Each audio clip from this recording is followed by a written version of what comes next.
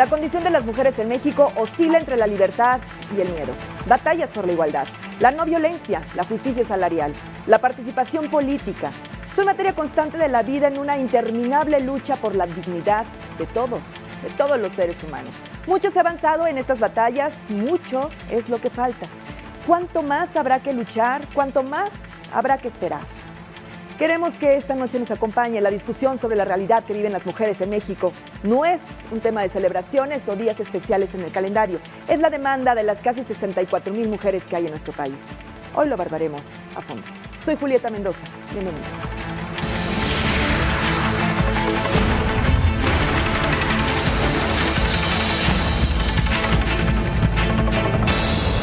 A fondo con Julieta Mendoza.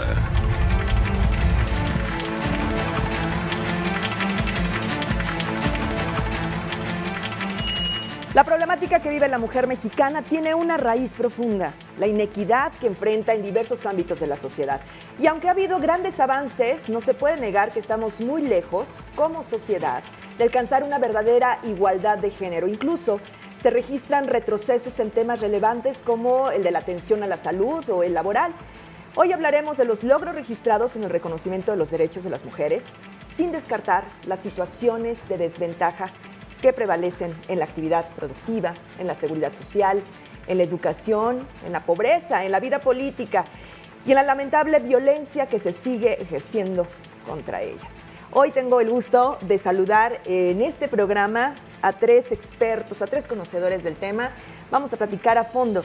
Maestra Yamilet Ugalde Benavente, directora de Capacitación y Profesionalización del Instituto Nacional de las Mujeres. Gracias, Yamilet. Muchas gracias. Muchas gracias por esta invitación. Jorge Salas Boyoli. Él es fundador y director del bufete Sales Boyoli, licenciado. ¿Cómo estás, Jorge? Bienvenido. Bien, gracias. Muchas gracias. Y Anayeli Pérez Garrido, asesora jurídica del Observatorio Ciudadano Nacional del Feminicidio, integrante de Justicia Pro Persona C. Muchas gracias, Ana. Gracias por la invitación. Pues a los 3, bienvenidos. Y pues recientemente se celebró el Día Internacional de la Mujer con todas las felicitaciones que de repente recibimos en los teléfonos, con toda la parafernalia, que una celebración. Pero la reflexión está en la conciencia que vive pues una sociedad respecto a las mujeres. Por eso este programa, y es un programa que tendría que ser cotidiano en distintos órdenes o en distintos escenarios. Es una reflexión constante el tema de la vida actual de las mujeres en este México. ¿Qué opinas de esto, Yamilet? Bueno, pues yo creo que es una muy buena punto de entrada en esta discusión de fondo sobre el tema de las mujeres, reconocer que se trata de un momento para analizar, para avanzar en la conciencia sobre la problemática que enfrentamos las mujeres, discutir a fondo las razones que explican las condiciones de desigualdad y desventaja en la que estamos mayoritariamente las mujeres en México y en muchas otras partes del mundo. Así que pues yo celebro muchísimo esta forma de aproximarse al problema y porque ha sido también en las redes sociales, mucho se ha dicho, no me feliciten, vamos a conmemorar, ¿no? Porque es también el sentido originario de la propia fecha del 8 de marzo, Día Internacional de las Mujeres. Y dices bien, y bueno, tener a un hombre en esta mesa significa mucho. Nos hubiera encantado tener otras voces, pero a ver, la mejor es la opinión personal. Jorge, me encanta que tú tienes un tema muy establecido respecto de las mujeres. Pero antes de comenzar, alejemos la imagen de la mujer dulce, la abuelita feliz, la mujer que está en su casa. ¿Qué es la mujer en este México del siglo XXI, Jorge? La mujer en el siglo XXI es un gran reto para la política, un gran reto para el mundo laboral, un gran reto para las familias. Creo que la mujer está en una situación histórica en la que no ha estado nunca, no se encuentra en una situación similar, ¿no? Con unas grandes capacidades, más preparada que los hombres según datos estadísticos de los que vamos a platicar, con el reto de sacar adelante una familia, viendo a la familia como una institución fundamental que hoy es atacada en diversos frentes, pero con la gran necesidad también de insertarse en la vida social y productiva del mundo, ¿no? Pero desde una posición diferente a la que históricamente y quizá injustamente se le ha puesto. Definitivamente es increíble que a estas alturas sigamos discutiendo el papel de la mujer, ¿no te parece, Ana? Pues sí. Y es una constante. Pues es un poco desconocer los diferentes ámbitos de participación en los que las mujeres han pues alcanzado, porque en realidad no es una no se le ha otorgado a la mujer los derechos, sino que se han luchado durante siglos, y que es en las últimas décadas en las que vemos cambios realmente sustantivos en cuanto a la participación de las mujeres en los diferentes ámbitos, tanto económicos, políticos, sociales, culturales, deportivos, en todos, ¿no? Pero que también en este siglo enfrentamos como pues un cuestionamiento también sobre, o sea, que nos llevan a pensar sobre el alcance de esos avances que también se contrastan con los temas de violencia, ¿no? Y que a pesar de que tenemos todos estos derechos ya que podemos ejercer a diferencia de otros siglos, nos enfrentamos también a diferentes formas de violencia que, si bien existen desde siempre, ahora vemos con mayor preocupación por el incremento y por la falta de respuesta también a esas situaciones, ¿no? Es que son tantas cosas, y dices bien, la mujer en distintos ámbitos. Hablamos de fortalezas, de retos, pero la mujer, que ahora es el sostén de la familia de una manera cada vez más vista, más aceptada y menos remunerada. Ese es el primer acercamiento con la realidad de la mujer. ¿Qué pasa con la diferencia de las mujeres y los hombres en la sociedad? Hablemos de la mujer en la economía, en el trabajo, pero desde sus retos personales. Adelante, maestra. Bueno, yo quisiera señalar, hay que tener claro que el 43% de las mujeres mexicanas de más de 15 años están insertas en el mercado laboral. O sea, tenemos una mitad que no participa del mercado laboral, y la manera en que participamos de ese mercado laboral reproduce ciertas desigualdades, porque quiere decir, las mujeres de ese 42%, el 22%, casi 23%, estamos en actividades de servicios personales, ¿no? O en actividades de cuenta propia, es decir, no estamos de lleno en aspectos formales o en empleos formales, lo cual tiene una repercusión en aspectos de la seguridad social, tiene una repercusión en aspectos de cierto tipo de protección sobre derechos laborales, y tiene que ver esa participación, o sea, estamos participando de esa manera por razones que tienen que ver con la sobrecarga del trabajo doméstico, con problemáticas, digamos, de discriminación, de estereotipos sobre la segregación ocupacional del trabajo. O sea, estamos, digamos, ciertamente, planteaba Jorge, es un reto, me gusta la definición, porque sí, es un reto para las políticas, para el Estado, para la sociedad, para las familias, para las mujeres mismas, es un reto muy importante, pero ese reto implica desarrollar políticas que favorezcan la conciliación del trabajo familiar, personal, doméstico. Ese reto implica desarrollar políticas de protección. Absolutamente. Ese reto implica transformar los estereotipos que condicionan la manera como las mujeres ingresamos al mercado laboral. Transformar, digamos, las condiciones de seguridad y transformar ciertamente, como ya lo señalaba Anayeli, el tema de la violencia. Es que en el mercado laboral se expresa básicamente en acoso y hostigamiento sexual y otras formas de la violencia laboral, digamos, pero que estamos frente a una condición de cambios muy profundos por la incorporación y los cambios que está provocando la mujer en el entorno familiar y en la vida social. ¿Qué hay que hacer? Porque dices bien, y voy contigo, Jorge, antes de preguntarle a Nayeli, pues respecto de la problemática política, social, justicia, pero dice bien Yamilet, o sea, es momento de cambios, pero el estereotipo, el estigma a la hora de contratar, y no estamos hablando de una moda, pero recientemente se ha expresado pues en movimientos, en tendencias, en redes sociales, y es un movimiento global.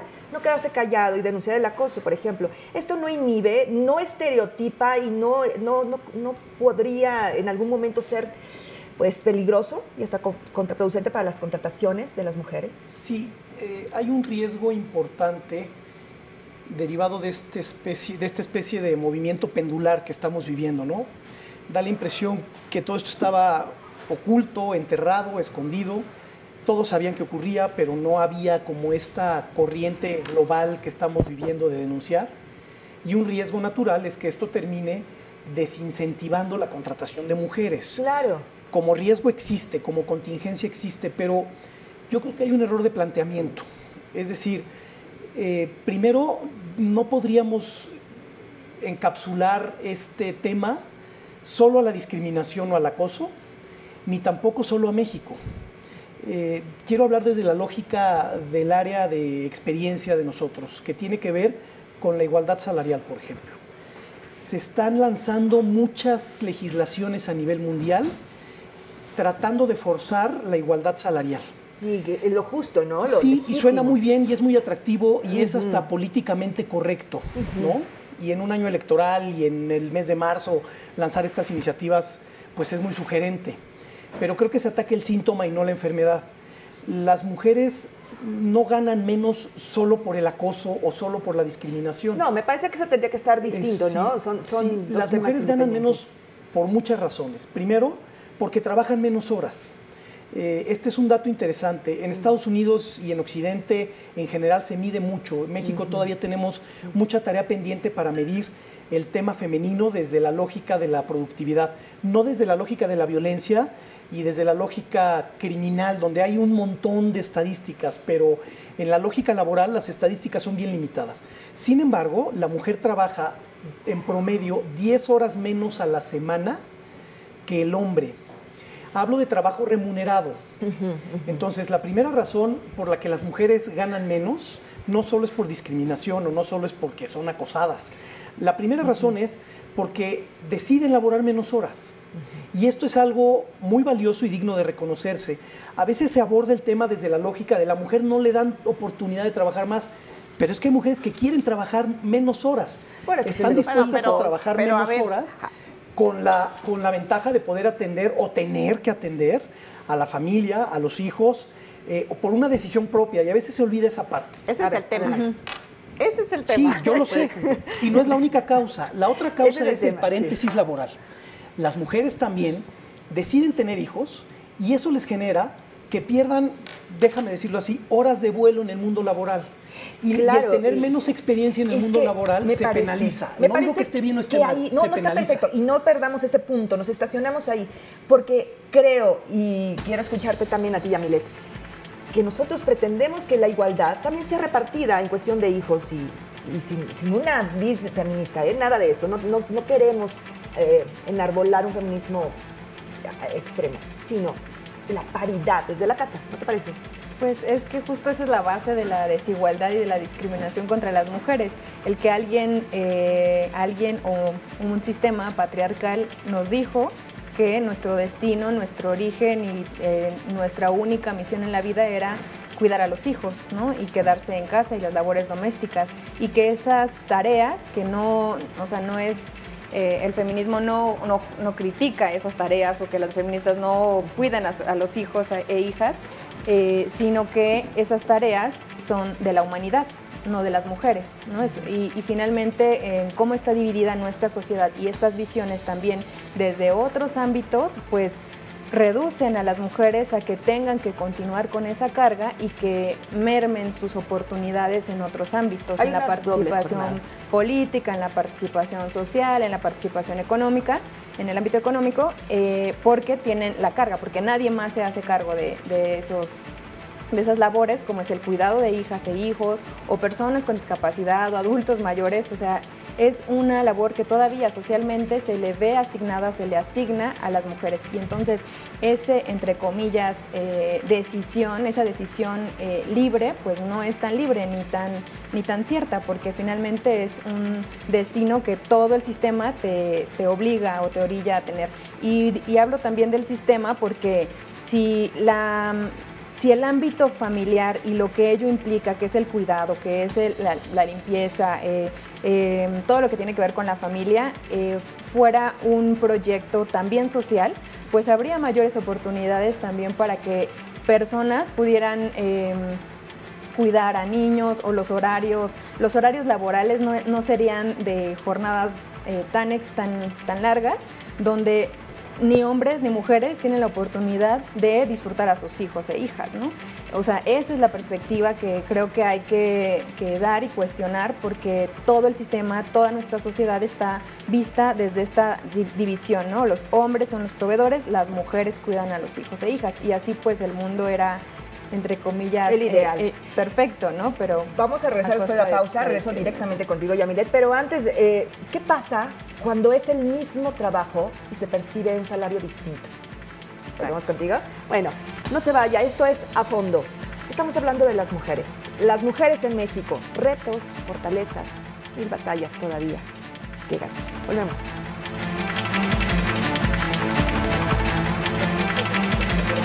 Así como todos les ponemos así. No, pero está bien. O sea, lo que quiero saber es si tú traes estadísticas de ese reto. Si es el mismo trabajo. Yo tengo eso, o sea, mismo trabajo en la tarde,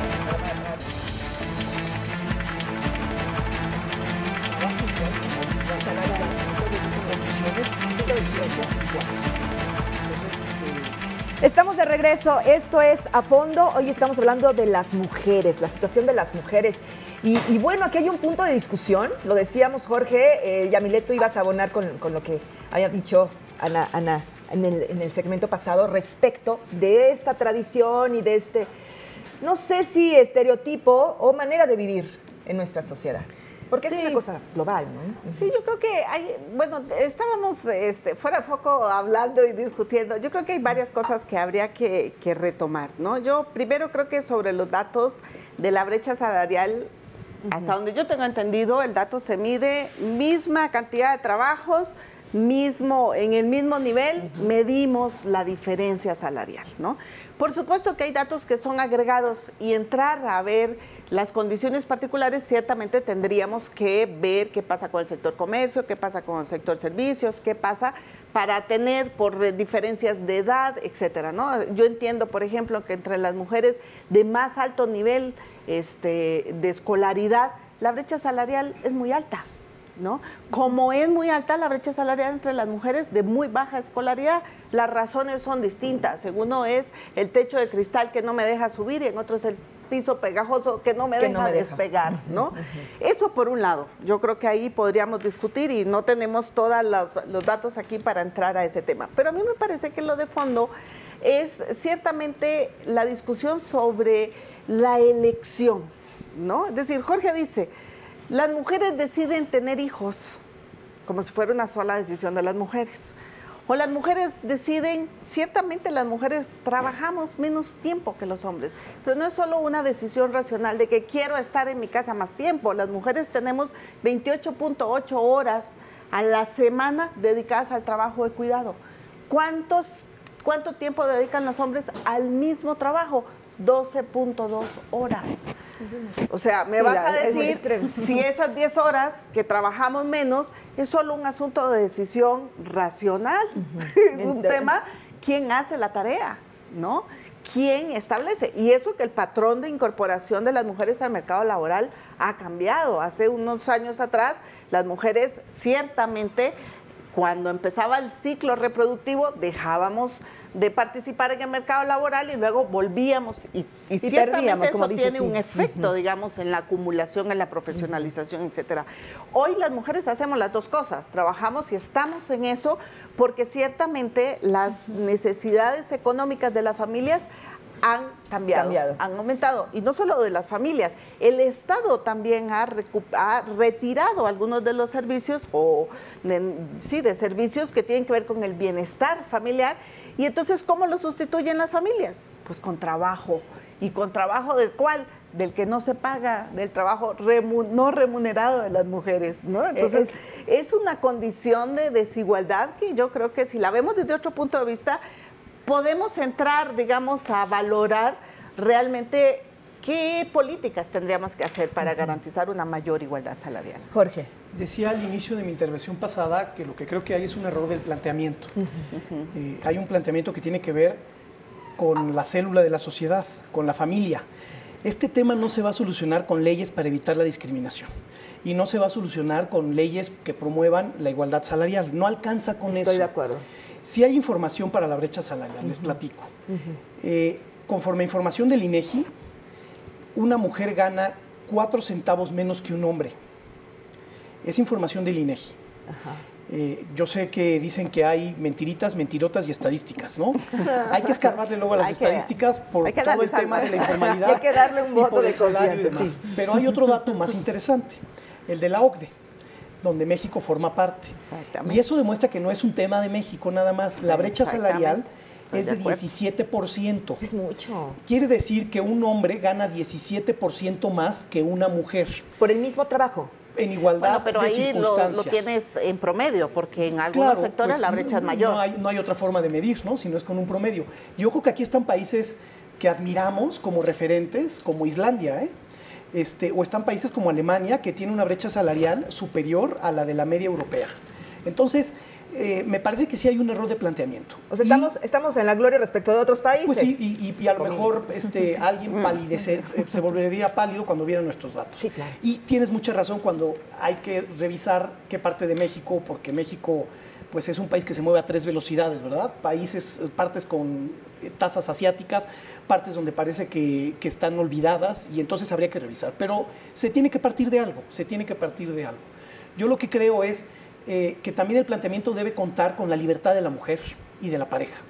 Y luego se olvida esa parte, debe contar con la libertad para tener hijos, para quedarme en la casa trabajando y entender que el trabajo de la casa es un trabajo que no está remunerado, pero que permite al hombre potenciar sus capacidades económicas y a lo mejor concebir a la mujer, quizá malamente, como un complemento de la economía familiar.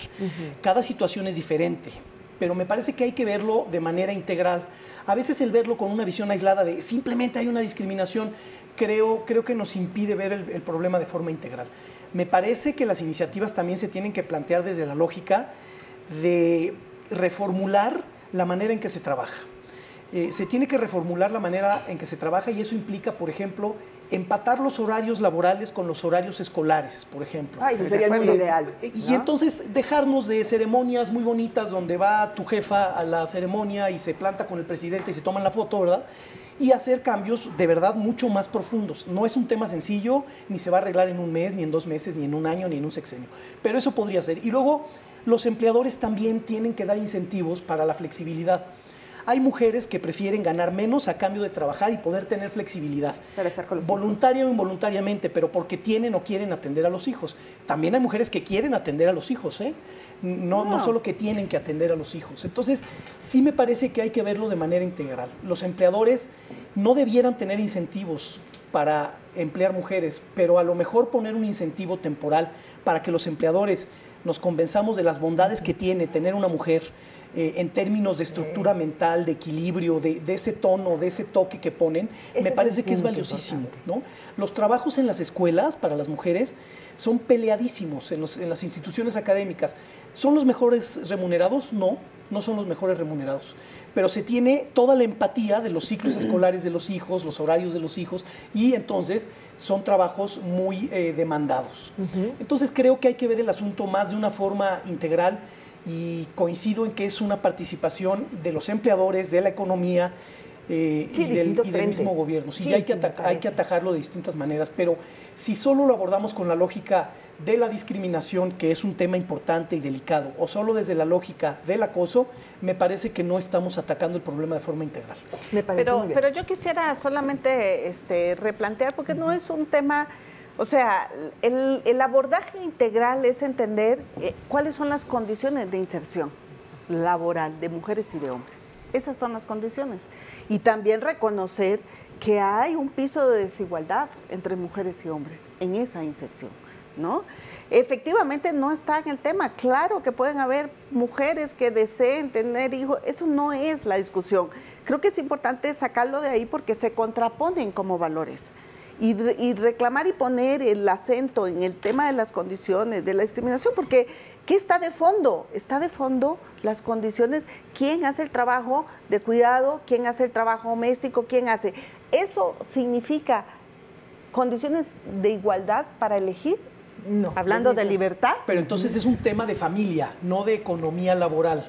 Es un tema de condiciones sociales. Muy bien, y ese se es un trabaja tema desde de la familia. Vamos a darle la palabra a Nayeli de esta discusión, porque dicen bien, y yo coincido con ambos, venimos de la raíz, de un estigma, de una tradición, a lo mejor en regiones de usos y costumbres, pero cambiar la visión del seno familiar, de mi hijita, sírvele a tu hermano, y desde ahí se desprenden muchos patrones. ¿Qué hay respecto de esto?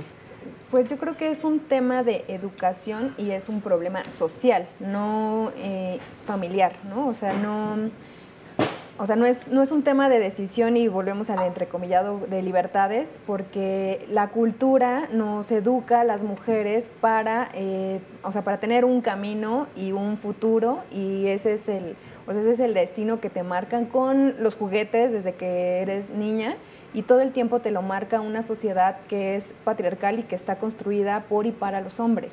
O sea, creo que esa es la realidad. Entonces, esas decisiones, entre comillas, libres, pues realmente se las cuestionamos, porque en un mundo donde todo el tiempo te dicen tú tienes que ser la madre cariñosa, porque también tiene sus estereotipos, y eso es cuando tengas hijos es tu máximo, eres una mujer plena, pues claro que eso es parte de nuestro ser, ¿no? Entonces yo creo que sí tiene que ver con el cuestionamiento de muchas otras instituciones y la estructura social, de qué importancia le dan al cuidado o a las labores domésticas y familiares.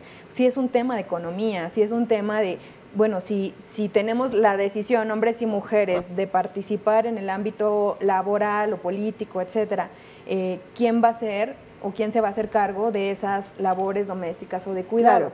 Y si el Estado nos está dando las facilidades a hombres y mujeres en igualdad de condiciones para que pues yo tenga a mis hijos en un horario escolar que me permite a mí desarrollarme como hombre o como mujer en igualdad de condiciones. O sea, yo creo que no es una decisión meramente familiar, y si lo acotamos a eso, pues tenemos que cuestionar todos los prejuicios que existen en la constitución de una familia, y de quién toma las decisiones y sobre qué se toman las decisiones. O sea, simplemente es como un ejemplo que es real, ¿no? O sea, cuando una mujer tiene una mejor condición laboral y tiene que cambiar su domicilio, es mucho más difícil que la familia, que el esposo, o sea, vaya con ella, ¿no? Siga y la mujer. Sí y sigue. Al revés, es todo el tiempo, ¿no? Eso es una diferencia que no tendría por qué ser si el beneficio es familiar o la decisión es interna. Es una cuestión de estereotipos que nos mantiene y nos define como sociedad. Y entre más estereotipos haya en nuestra sociedad, más machista sea nuestra sociedad, pues más arraigado o más lento será el avance, ¿no? Es cuestión de machismo, de estigma a la hora de emplear a una mujer. Si quieres me lo respondo después de la pausa. ¿Sí? ¿Te parece? Bueno, volvemos, no se vaya, esto es A Fondo. Hoy platicando de las mujeres. Es que son tantas cosas, porque mira, hay hombres que consideran, y esto también es que leído que más, hay hombres que consideran que una mujer trabajando es, sí, ella trabaja, pero tiene que pedir permiso, ¿no? Tiene que pedir permiso para tener un ¿no? Si ya hablamos de eso, es la onda. Lo mismo, pero ya al aire, por favor, lo mismo. Ya está. Mujeres destacadas y en distintos ámbitos en nuestro país, bueno, es una lista interminable. Hablamos de mujeres escritoras, artistas plásticas, mujeres en la política también. Recordemos pues a la primera gobernadora de Colima, fue Colima la primera mujer que gobernó un estado de la República Mexicana, pero siempre hemos sido consideradas, pues esto, el privilegio de ser mujer, y se asocia con la dulzura, con la tranquilidad, la pasividad, y la igualdad que se reclama es ser concebida, ser aceptada como un sujeto que puede aportar a la economía, que tiene legitimidad laboral, social y percibido con todas las acepciones que una sociedad te puede permitir. Pero bueno, hablemos de la mujer en estos rubros, en la seguridad, en la política. Hablamos ya del trabajo o del ámbito laboral, pero ¿qué pasa con las mujeres y el desarrollo en estos ámbitos? Sin perder de vista que también somos sujetos de violencia y por cuestiones de género, de acuerdo a los estudios y con toda la información que hay disponible hoy en día. ¿Quién quiere comenzar?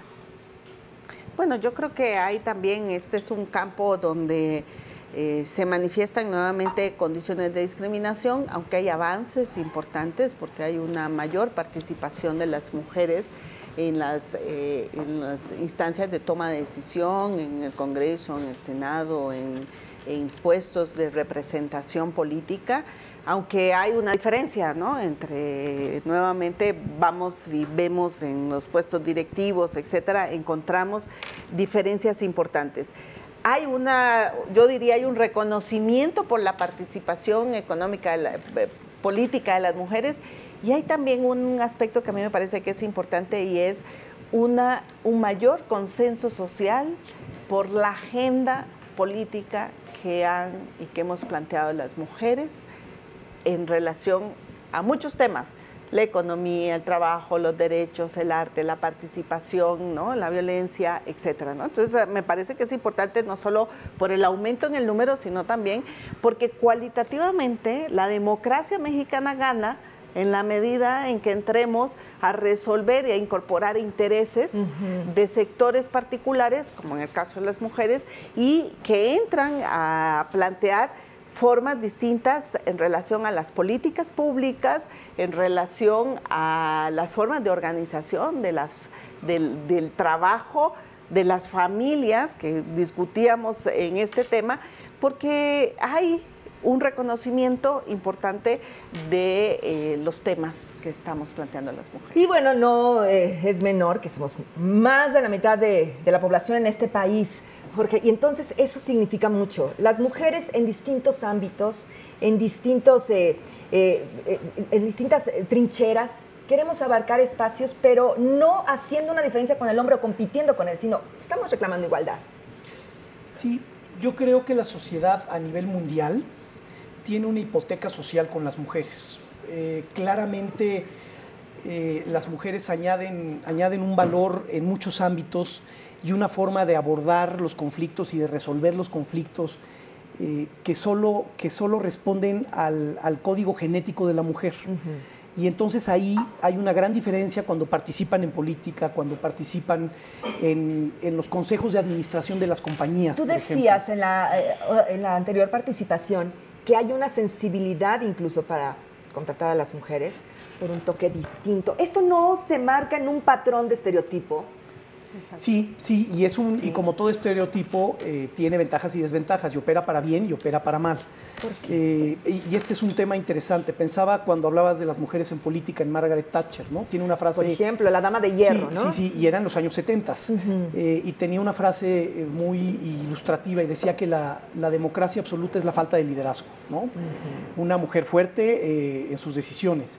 Y pensaba también en este manifiesto que hubo en España, que quizá ustedes están enteradas, replicando un movimiento de una huelga de mujeres en 1975.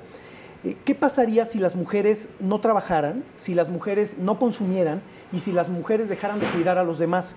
Yo creo que se paralizaría el mundo, ¿no? Definitivamente. Este manifiesto, que era una huelga general, evocando una huelga en Islandia en 1975, que trajo como consecuencia muchas conquistas a favor de la mujer. Y en España, pues, franquista, y en todo este contexto político. Se trató de replicar el pasado 8 de marzo en España sin mucho éxito.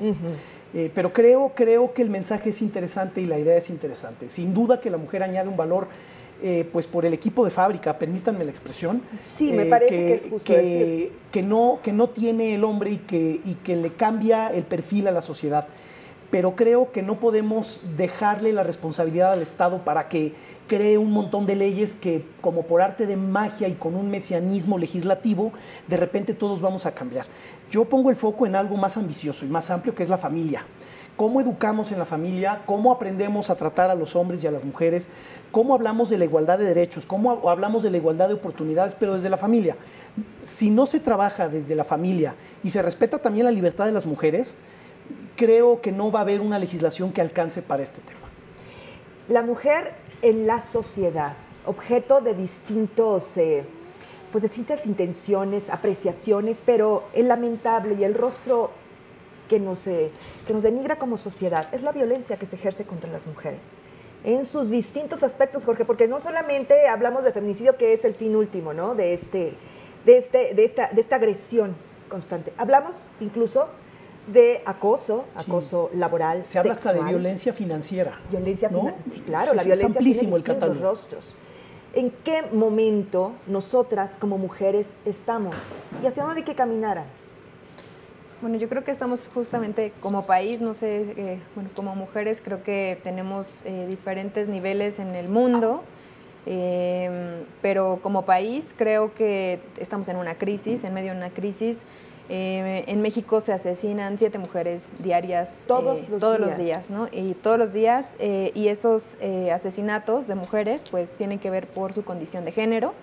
Volvemos a la raíz de... Sí, o sea, sí, siempre claro. El cuestionamiento es, pero asesinan más a los hombres, sí, pero entre ellos se asesinan, ¿no? Y a las mujeres las asesinan los hombres, en su mayoría. Que nada más déjame interrumpirte para efectos didácticos con nuestro público. Sí, claro. Eso que ella llama condición de género es lo que él llama código genético de las mujeres. Y eso es el punto, eso es un gran punto de diferencia. ¿Por qué? Porque lo que estamos, exacto, porque y ahí sí tenemos una diferencia, digamos, de entrada conceptual y política en relación a esto. Humana. ¿Por qué? Pues no sé si humana, porque yo creo que la humanidad va en otra, o sea, lo humano es de otra cosa. Estamos hablando de cómo nos acercamos, digamos, a entender esto. Entonces, Anayeli dice, pues por la condición de género, es decir, por todo ese aprendizaje social que aprendemos. No es que las mujeres, porque tampoco no idealicemos, no me voy a robar la palabra porque estabas tú, pero sí, no idealicemos. También las mujeres en política somos malas, por decirlo así. O sea, no es que las mujeres por nuestro código genético, nuestra fábrica de software, como dijiste, ¿no? O sea, entramos, no es una condición natural, ¿no? Esa es una consideración muy importante. Esa condición de género cambia socialmente y ha cambiado a través de la historia. Y eso es un elemento de entrada didáctico importante de entender, porque si no, no podríamos pensar el cambio. Si no pensamos eso, ¿cómo vamos a pensar el cambio? Seguiríamos en la misma situación. Pero bueno, retomando esa diferencia que sí es una valoración o un análisis político que se ha hecho desde el feminismo, sobre todo en diferenciar valga la redundancia, la diferencia sexual y todo lo que se construye a lo largo de la vida de las personas, ¿no? Que eso es lo que justamente se cuestiona y cómo todos esos estereotipos, claro, parten o están basados en la idea de esas diferencias biológicas, pero que al final es una construcción social y que se relaciona con la violencia por el hecho de que te ubiquen, ¿no? Tu cuerpo de mujer. Pero se asesina a las mujeres por el simple hecho de ser mujeres. Exacto, o sea que pero eso es, digamos, lo que está detrás es justamente esa consideración de que las mujeres ni siquiera somos sujetas de derecho, ¿no? O que una persona tiene más derechos que otra y tiene el poder de, pues, tomarla, violarla, asesinarla y, digamos, es como darle ese valor a la vida de las mujeres y no considerarlas personas en igualdad de circunstancias, ¿no? Y eso va, o sea, esa violencia extrema que es el feminicidio, pues lo puedes visibilizar o identificar desde temas, no lo quiero minimizar, pero a lo mejor, claro, no es lo mismo, no son los mismos efectos, pero el hecho o las motivaciones son las mismas cuando te acosan en la calle, por ejemplo. O sea, que alguien se toma el derecho de decirte algo sobre tu cuerpo porque pues tú eres un objeto, ¿no? Entonces, finalmente la violencia de género parte de la misma condición que es la desigualdad y el cómo nos concibe la sociedad y en su mayoría cómo se conciben los hombres a las mujeres como objeto, ¿no? Como objeto sexual.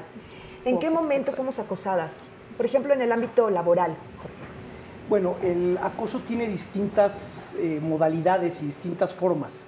El acoso puede venir desde un trato de palabra diferente que ofende hasta el acoso sexual, que es una de las muchas modalidades, ¿no? Pedirle a alguien que se quede más tiempo a trabajar, darle un trato diferenciado. no darle un ascenso en el trabajo. Es un catálogo muy amplio. Incluso la diferencia en el salario. Sí, la diferencia en el salario de la que ya también hablamos. Pero yo nada más quiero enmarcar una idea que pudiera haberse malinterpretado. Tiene que ver con algo esencial, en donde creo que estamos hablando de lo mismo, la dignidad de la persona, ¿no? Me parece que creo que el punto de partida es cuando se olvida la dignidad de la persona, sea un hombre o una mujer, lo que se puede construir es perverso y es el lado más oscuro del ser humano. Y también es cierto que el ser humano, hombre o mujer, tienen tendencias naturales al bien y al mal, ¿no? Y eso no es de política y no es de leyes y no es de gobierno. Pero también es cierto que genéticamente estamos hechos diferentes y esas diferencias se notan e inciden en la sociedad. ¿Pero por qué? Porque naturalmente estamos hechos distintos. Más allá de nuestras convicciones personales e ideológicas, creo que partir de la base de que somos iguales en cuanto a nuestra estructura física, mental y de pensamiento sería partir de una premisa errónea. Sí creo que somos iguales en la dignidad de la persona y del ser humano y debemos tener los mismos derechos, ¿no? Y acceder a los mismos derechos en igualdad de circunstancias. Me gusta. Y ahí sí estamos hablando de lo mismo. Estoy de acuerdo. Pero sí también cuando hablo de código genético sí me gustaría nada más precisar para evitar la confusión, pues no estoy hablando de la carga social y emocional y cultural que tenemos, porque esa es eso, son prejuicios, son cargas sociales, ahí estoy totalmente de acuerdo. Lo que sí creo es que nuestra naturaleza es distinta, nos guste o no, y más allá de las tendencias nuevas, que eso da para otro tema, ¿no? Las uniones entre personas del mismo sexo, todas estas nuevas tendencias, ¿verdad? De considerar que la diferencia de género es una elección del ser humano y demás, eso da para otra plática muy interesante, pero partiendo en circunstancias normales somos diferentes, ¿no? Y estas diferencias son las que nos enriquecen en el trabajo, en la familia, en el matrimonio, en todas las instituciones del saber y del conocer humano. Subrayando esto, y voy a regresar contigo directamente, ya no te quité la palabra, voy a ir a una pausa, pero si somos seres humanos, el trato que sea igualitario. Así es. ¿No te parece? Desde la dignidad de la persona. Desde la dignidad de la persona, correcto, privilegiando y cuidando la dignidad de la persona. Vamos a una pausa, esto está muy bueno, una plática muy buena. Regresamos.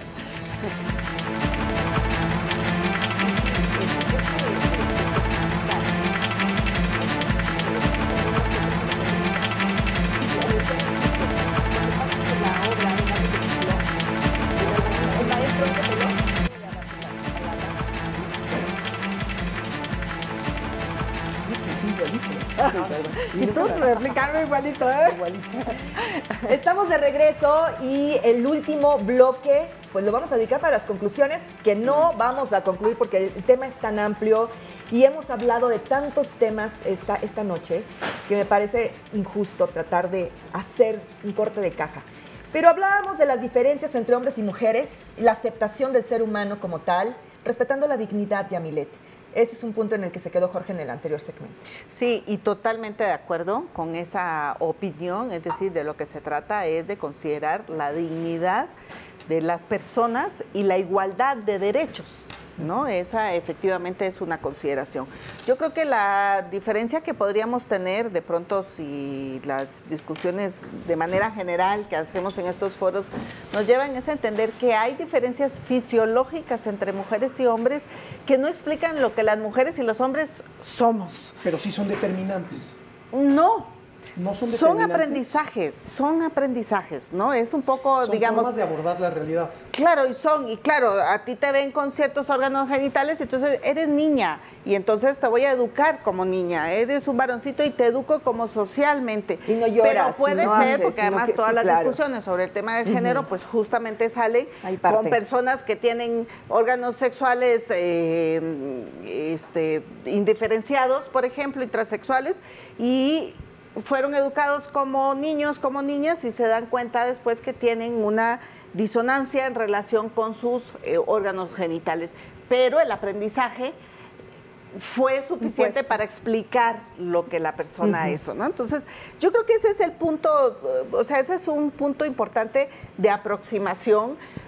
Otra cosa es la discusión, si entramos y la importancia de la familia, los cambios, dónde ponemos el énfasis, dónde eso yo creo que ahí efectivamente podríamos dar unas importantes debates, ¿no? Yo creo que decir además que pues cuando tú dices que mi jefa, la licenciada Lorena Cruz del Instituto Nacional de las Mujeres, hace su evento, pues lo estamos haciendo justamente con la intención de promover políticas. Sí, mi punto es que no alcanza con eso. Definitivamente. Pero No sin está eso bien, ¿eh? Es no plausible. podríamos solamente pensar que cambios individuales y en el ámbito de la educación y de la socialización podríamos llegar, porque además tardaríamos muchísimo. ¿Qué tendría que pasar? Estamos en la ronda de conclusiones, pero ¿qué tendría que pasar para que la sociedad en general entendiera que la situación de la mujer todavía, por eso este programa se llama así, las batallas que nos falta por ganar? Y no ganar porque no estamos siendo contrincantes de los hombres, no hay un divorcio absoluto en cuestión de género, sino hablamos de una igualdad y aceptación desde el ámbito social. ¿Qué tiene que pasar, Anayeli? Pues yo creo que es incidir en todos esos ámbitos, justamente, ¿no? Porque la sociedad la constituye no solamente la institución de la familia, sino la institución de las religiones, el gobierno, los medios de comunicación, donde esa diferencias o desigualdad de género persiste. Entonces, yo sí lo quiero focalizar nuevamente al tema del Estado, porque no es que se nos ocurra, sino que México y muchos países en el mundo firman tratados internacionales en materia de derechos humanos y en materia de derechos humanos de las mujeres, y una obligación que está explícita tanto en la CEDAW, que es la Convención para la Eliminación de todas las formas de discriminación contra la mujer, que abarca todos estos ámbitos que hemos discutido en la mesa, pero también la Convención Interamericana para prevenir y erradicar la violencia contra las mujeres, impone como obligación o como acuerdo de los estados democráticos el que combatan justamente todos esos estereotipos que efectivamente surgen desde los ámbitos primarios, que tiene que ver con la familia, pero que están presentes en todos los demás, y que al final esas, nuevamente, decisiones entre comillas libres de una familia, pues están también contaminadas, para utilizar un término negativo, por todos esos estereotipos que socialmente se permiten y que el Estado sí tiene la obligación de regular. O sea, sí vuelve a caer la responsabilidad en el Estado. Yo también estoy de acuerdo que es un cambio social, que es un cambio cultural, pero para generarlo el Estado tiene que implementar y empujar todas esas políticas. Tenemos 30 segundos para sus conclusiones, Jorge. Sí, pues bueno, nada más decir, no es un tema exclusivo del Estado. Esta no es una responsabilidad exclusiva del Estado. El Estado ayuda y es determinante a través de los instrumentos que tiene, buenos o malos, los que tiene. La legislación, la creación de órganos y carteras en todos los ministerios o secretarías de Estado que se ocupen del tema, todo eso es plausible. Pero la discriminación no explica toda la desigualdad de la mujer. Ese es el tema. Y yo creo que se tiene que trabajar de manera integral, también con la familia, también con la educación. Este tema no se va a resolver solo con legislación, solo con tratados internacionales, solo con institutos de la mujer. O con buenas intenciones. O con buenas intenciones, pero que ayudan y determinan y favorecen, sí, asignatura pendiente, pero en el rumbo correcto. Por eso es constante el tema. Pues yo quisiera también señalar en esta conclusión, no es solo un asunto del Estado, estoy de acuerdo, pero no es solo un asunto de las mujeres, es también un asunto de los hombres. De hombres, de la sociedad. De la sociedad. Y de la sociedad en su conjunto. Y yo creo que aquí es muy importante, no solo ganamos las mujeres, también ganan los hombres. No solo tenemos que cambiarnos las mujeres, también deben transformarse los varones y reconocer cuáles prácticas y condiciones de vida están basadas en privilegios de esa construcción de género y que tienen que transformarse, y cuáles pueden ser prácticas que le abonen a ese nuevo pacto y a ese nuevo acuerdo entre mujeres y hombres social que está de base, pero que el Estado tiene que asumir, regular, normar y además provocar cambios en mayor igualdad. Un cambio de paradigma. Quisimos hacer poner el acento en este tema, más allá de la celebración del Día Internacional de la Mujer, es hacer una revisión de la realidad, de la vivencia del día a día con los hombres, con la sociedad en general, con las instituciones, con los medios de comunicación. Por eso un programa de este tipo es necesario. Hay que hacer una revisión constante. Muchas gracias por su participación esta noche. Gracias. Y gracias a usted por su compañía. Hasta la próxima.